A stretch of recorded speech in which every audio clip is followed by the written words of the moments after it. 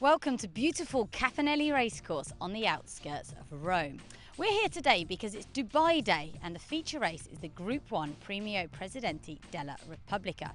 Today's events could be really significant because Italian racing is in real trouble due to ongoing financial problems, and that's why it's vital that Dubai is here to show its support.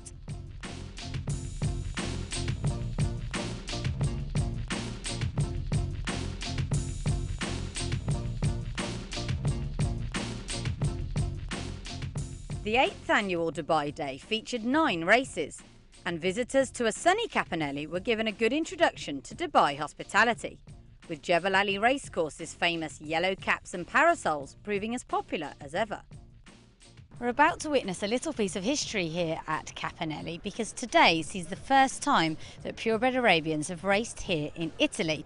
It's the brainchild of His Highness Sheikh Hamdan bin Rashid Al Maktoum Shadwell operation, and we've got 2 races today reserved for the Arabians. Let's see how they get on. Italy's first Arabian race was named after the great Majani, and while the winner might not be quite as good as him, Roy Herode PSA ran out a convincing enough victor, and his connections certainly seem delighted with their piece of history.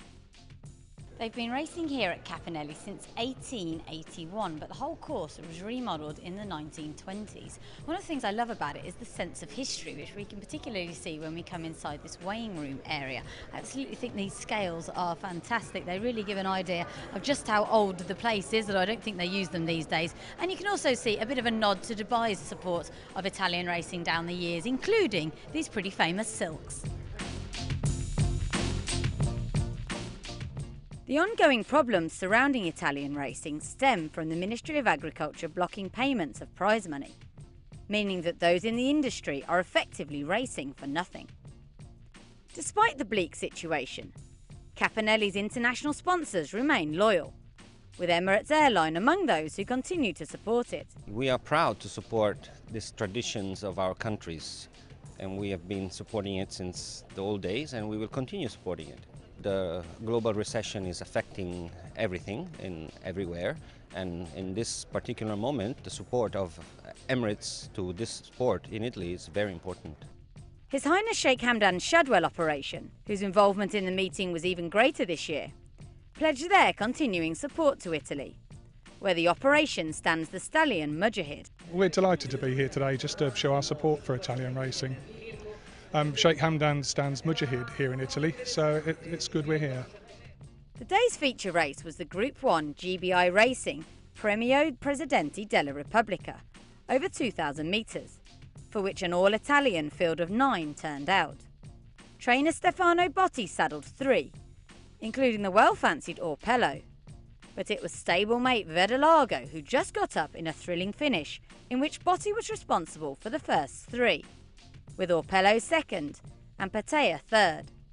The son of red clubs was stepping out beyond a mile for the first time, but that proved no barrier to success in the hands of Mario Esposito. GBI Racing, who have sponsored this race for 4 years, were delighted with the outcome of the 2013 running, despite the domestic turnout, and pledged their continuing support. Yeah, the Italians have been very good to us over the years. Actually, it's our largest market, and they've been great supporters of British racing. And you come to Capannelle, what more could you want? Blue sky, sunshine, great hospitality, and obviously with the involvement with the Middle East and the Dubai, they support it strongly too. So it's a super day for us. Fitzgerald was also hopeful that a solution could be found for Italian racing's current problems. I would say it's very challenging times. There's no avoiding the facts that it's tough. Hopefully they're getting right together. Obviously now with the new government in place, we could do with them really sorting themselves out, because the opportunities are enormous. As I say, they're an important customer for us, and it does need to get itself resolved. Even today, I know there's a number of trainers and owners here today, so it's difficult. It's been going on for 300 plus years. I don't see it going anywhere. It will resolve itself. They seem to do that.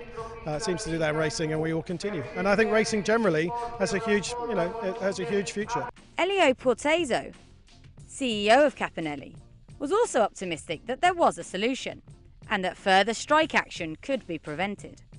In Italy, the race industry is very, very difficult. But I think that the solution of this problem is the privatization, the system, the race industry. Only with the privatization, out of government, out of minister, the race industry can out of the crisis and increase your system, the betting, increase the horses, and for us the only system is the privatization of the system. Not everyone was quite so positive, however, and a peaceful demonstration before the big race was met with respectful applause by the crowd. Paula Angel, involved in the protest, explained more. The state don't pay us, they don't pay anybody who comes in to race. So we're trying to save this great sport. It's such a shame. We want to save actually the actual race tracks as well, because they're closing, nearly all of them are closing down because there's just no passion. The government just doesn't seem interested at all whatsoever about racing. The lure of Dubai Day, which takes place a week before the popular Italian Derby meeting, was a strong one for several of Europe's leading jockeys. UK-based Jimmy Fortune took up rides on the afternoon, as did World Cup winning rider Mirko De Muro. After riding a double on the day, De Muro explained that Italian racing's problems predated the financial crisis. I went to France this year. Last year I tried to go to England. We have to move from here because the racing is going very down every year. And every time is going down, very bad. So the situation is very complicated at the moment. I'm feeling very sorry for that because it's my home, and from 5 years ago we was doing so well, so good. So it's strange then the situation is that bad now. In so only for 5 years. And what do you think will happen? Do you think that there might be a happy ending to this? They have to do something very strong. It's not enough. They're talking about going to strike again, but we strike every year, and the problem, I don't know where it comes from the government or from our jockey club, the Unire. I don't know exactly where it comes from, but the situation is very bad now. Yes, the prize money is going down, but it's not only the problem, the prize money. The people don't bet, and the people don't come to the race. Before they born a lot of horses in Italy, with the good breeders, now they born only few hundred horses. That's very embarrassing for Italian race. They have a 150 years old history of the horse racing. That's very bad for us. If Italian racing is forced to close, that will have severe knock-on effects on the breeding industry, as well as causing widespread job losses. Trainer Fabrizio Camici, responsible for the day's final thoroughbred winner, was understandably worried about the future. We don't know what to do. It's a bad moment, very bad moment. It's sad because it's a good sport. It's what I think. It's beautiful. I worry very much. I'm not very good even doing the training. I think something else is going to be very bad for me and for many guy like me. You know, we are 47, 48, 49. What do we do? We can't go outside because we already been trainer. I've been in England for a couple of years, but now, when I was young, but now, where I go? I need the owner, I need the money. They don't pay us, we haven't got money, we haven't got nothing. That is the problem. On a day when purebred Arabians made their mark in Italy, it should have been a time to look forward. Instead, though, these remain worrying times. Dubai Day once again has been a roaring success, and you might not know from coming racing here at Capannelle today just what trouble the Italian racing industry is still in. It's clear though from the people we've spoken to that there is no easy way out of this problem, and if something isn't done soon, there's a very real possibility that this lovely racecourse and many others could close for good.